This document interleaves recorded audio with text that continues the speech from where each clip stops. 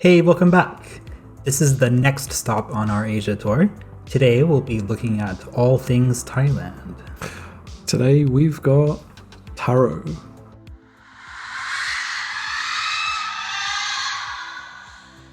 Lizardfish.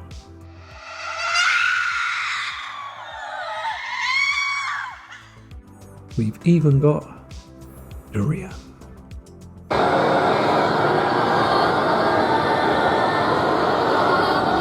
And thankfully, we even have beer.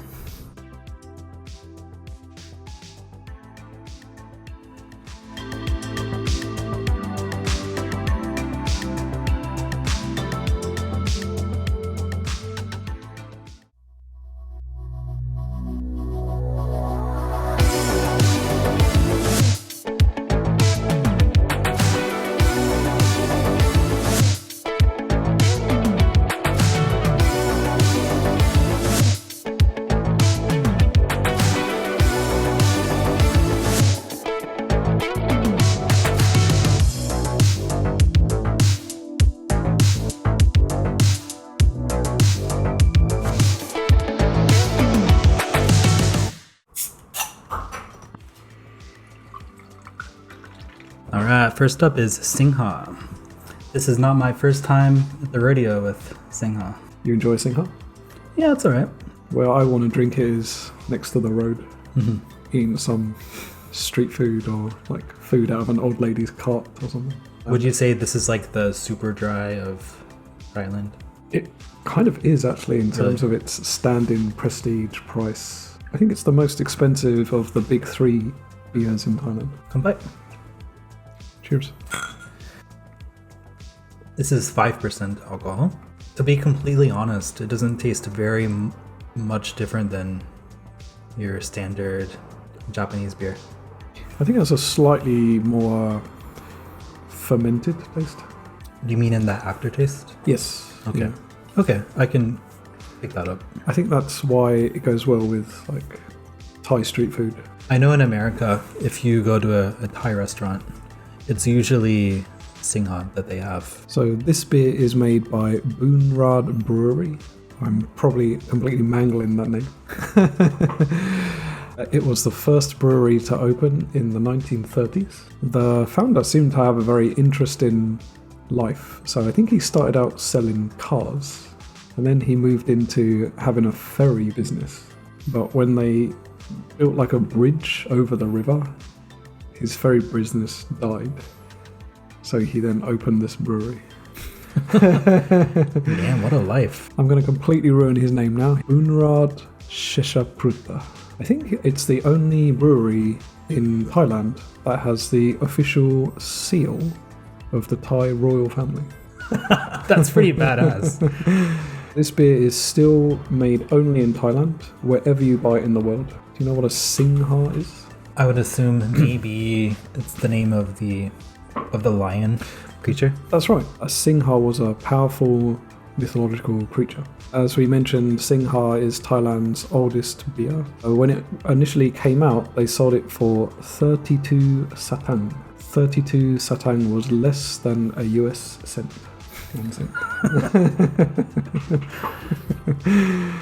At the time? At the time, yeah. So you can go in with $1 and buy like a decade's worth of booze. Depends how fast you drink your booze, I guess. Yeah, that's true. Yeah. For us, yeah. Yeah. A year. They say it's supposed to have a malty, hoppy flavour. There is some level of hoppiness to it, but it is not a hoppy beer. I also think it's very refreshing, especially when it's served like super cold. Overall, what are you thinking? Thumbs up? Or thumbs down? Are we back to Joaquin? Well, I love Singha, so obviously. Yeah. Okay, me too. So the first snack we're going to try is a taro chip. Would you say it's like in the sweet potato family? Like a yam or something like that. Okay. I think the only time I've had taro before was in Taiwan. I had like mochi balls made from taro. Any expectations is going to be sweet, potato-y? I'm expecting the taro itself to be on the sweet side, but like, you know, like that natural sweet potato. Smelling like a sweet potato a little bit. I'm also expecting the saltiness of a, you know, fried cracker snack. The kind of snack you can eat like a pound of and feel nothing because of how like non-dense they are. I was hoping they'd be more purple, actually. They're pure white. They're pretty pale, like very sickly pale. Crusty white old British dude pale. Exactly. Like untanned feet. Appetizing. I was kind of right about the taste. It's sweet at first and then like a saltiness kicks in. I gotta say, I do like them. They're kind of a little sweet but also salty. After you bite into them, they kind of melt in your mouth. I don't taste taro, but then I don't really know what taro tastes like. I don't really know what I'm looking for. Right. A sweet potato, like a very mild sweet potato. Not like a Japanese sweet potato, which is a very strong taste. Mm-hmm. So I found this in Akihabara. You know, when I think of Akihabara, this is not what comes to mind. Me neither. But it's a nice surprise. Thumbs up. These are only something like 80 yen. What? Really? Not even 100 yen, I think. So like under $1. Shall we move on to more dangerous snack territory? Yeah, this one's kind of sending mixed messages. Like, on one hand, shredded dry fish, but on the other hand, like if you look at the packaging here, it reminds me of like candy from the 1990s. Do you know what fruit stripe is? Fruit stripe. It's a yummy fruity one. Stick a stripe of buttons with a flying flip flop. Whoa, a tick pot. It's a like very sugary bubblegum. Their packaging is like yellow and red stripes and like they have crazy flavors. To be honest, these colours are like what kids' eyes would be drawn to, wouldn't they? Right, exactly. Right. Yeah. Is this for kids? I don't know. It's made with a very appetizing sounding fish, a lizardfish. Lizardfish. I think it even has the scientific name. It's a Sorida humbil. Interestingly, this has flavourings of sugar, chili, salt, and yakitori flavouring. What? Really? Calling us back to Japan. Just when I thought I was out, Right back in. that should be alarming as well. The flaming chili pepper. But it says there's sugar here, so it might be sweet. So you said this was a lizardfish? A lizardfish. Now, I have researched what a real lizardfish looks like, and I can tell you, it does not look like this dude over here. Okay. Yeah. I have not seen it yet, so.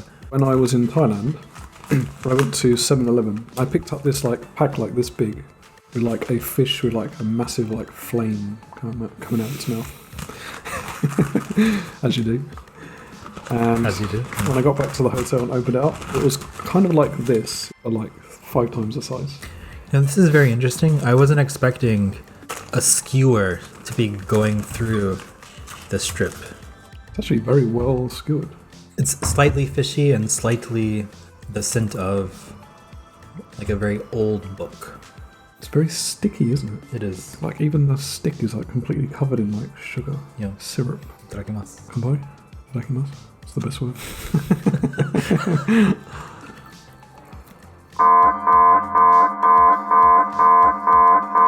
It's very chewy. Okay, it's very spicy. It's very spicy. Sweet. Also, I'm not getting too much fish, No. but I am getting like the old book. I think I might like this a little bit more if it were less sweet and less sticky. I think what you said about candy is quite on point. I don't hate the texture. Does it pair well with beer? And I would say yes. It does, yeah. Yep. I think beer is the drink you're supposed to have with this. They're all stuck together. There's so much like syrup on them. It's kind of ridiculous. I don't know if you can see on the camera, but as you pull it up, it's like natto level stickiness. It's different to spice in Japan as well. It's got like a Thai chili spice to it. It's pretty good, but at the same time, it's just too sweet and too sticky for me. Pick up one and you get 3. I think it's possible to pick up one and just get like 10, I think. Right? There you go. Yeah, exactly. It's all stuck together there. Right about here. Yeah, in the middle. Yeah. Could be up, could be down. Yeah. Me, I'm like slightly up. Absolutely like legless. It might go like that. We have our next beer, Leo. Leo, okay. I've never even seen Leo before. Whoa. This is my genuine reaction to seeing this logo for the first time. It's kind of cheesy, isn't it? Interesting that you say cheesy, because this beer is made by... It's made by the Singha Corporation. Yes, so it's the second beer. Okay. And the name too, Leo and Singha, same meaning, I guess? No. Leopard? Leopard. Okay. Leo is short for leopard. So this is the rowdy beer, I guess. It's the rowdy beer. This is what the party people drink? I think so, yeah. In Thailand, there are 3 big beers, Singha, Leo, and Chang. This was the first beer I had in Thailand. I arrived, of course, I went to the convenience store to get beers, and then I saw this dude, I was like, hell yeah. I don't know what that says about me now. I think it says you like the finer things in life. It does smell like a party. It smells like a party beer, or it just smells like a party? It smells like a party. Like, and by extension, it smells like a party beer, I guess. Come back.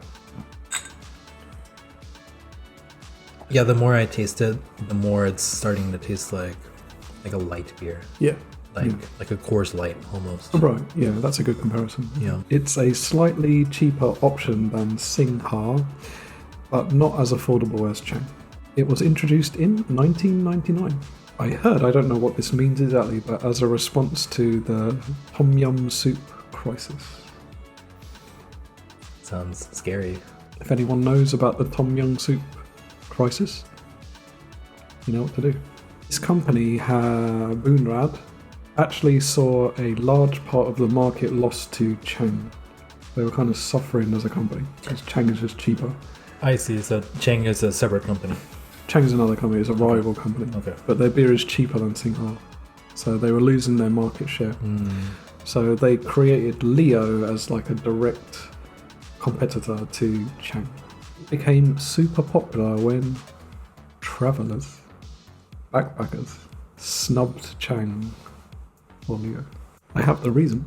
So Like usually that group would be like the minority in the country. I think they did a survey of why tourists prefer this to Chang. They believed it to be of higher quality and it wouldn't give them a nasty hangover. Based on what? Like Certainly not based on the bottle.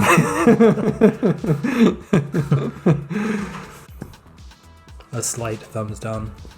I think if you're like walking the streets of Thailand and you're like drinking a can of beer, it's pretty good. Yeah. Yeah, that's a good point. Setting matters, context matters, your environment matters. You ready? I'm ready. Are you ready? The final countdown. You're a Durian virgin, right? I've never had the actual fruit before, but I have had durian ice cream. But that's like having the actual fruit times 10, to be honest. That's like condensed durian. That's I think, freaking... in my experience. It was a freaking nightmare. So we have a durian coconut milk snack. Hopefully the coconut milk is more pronounced, but I guess we'll find out. If we open this, is this going to stink up the room for days? Yeah. Well, about that, in Thailand, when you actually go on the subway or the train, you have to go through like an airport scanner, like those things you walk through, like when you take your keys out of your pockets, because they scan you to see if you have durian, because I think it's like illegal to have durian on the train, because it would just stink up the whole train. Also like in hotel rooms too. Scarily, this kind of like Pringle shaped packet does actually have a heatable metal aluminium lid. I think that's what scares me the most. Keeping the goodness inside. Yeah. Are you expecting just like a yellow cloud? I'm expecting we open it and it goes... I was a little worried. It says, when I first read this, I thought it said lift, ring, pull up and stand back. I read it wrong. That's what I thought too when I first saw it. It just says and back. Lift, ring, pull up and get back. I have mixed emotions about this because I like coconut milk. I can smell it from here. It smells funky. Yeah. It's not too bad, Not honestly. too bad, really? It's not putrid. It's there. It's bearable. I think. I thought there would not be a lot in here. There is a lot in here. For like right up to here. There really is. For those wondering at home. Yeah, it feels very light. This like there's nothing inside. Yeah. I guess they're like puffs. They look very heavy on the seasoning. If I were to describe the seasoning on these, I would say it's similar to that of a powdered donut.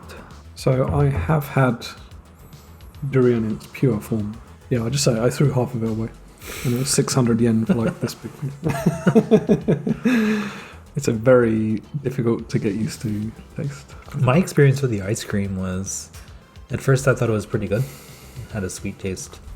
And then after like a minute or so, the aftertaste lingered in my mouth and it turned into this rancid, putrid, you know, like the legendary durian scent. The myth of the durian. I'm just gonna dig in.